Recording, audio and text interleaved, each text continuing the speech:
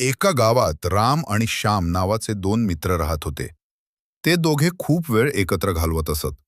एके दिवशी त्यांनी जंगलात फिरायला जाण्याचे ठरवले.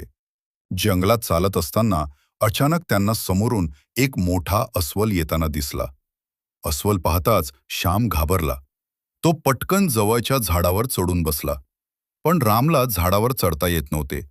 त्यामुळे तो खालीच अडकून राहिला.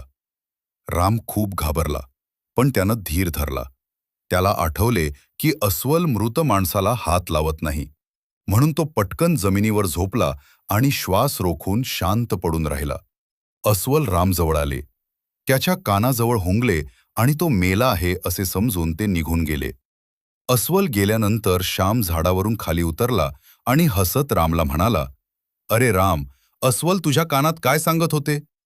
राम शांतपणे म्हणाला, "अस्वल मला सांगत होते की जो मित्र संकटाच्या वेळी सोडून पडून जातो, तो खरा मित्र नसतो." हे ऐकून श्यामला आपली चूक समजली आणि त्याला खूप लाज वाटली. बोध: जो संकटाच्या वेळी मदत करतो, तोच खरा मित्र असतो.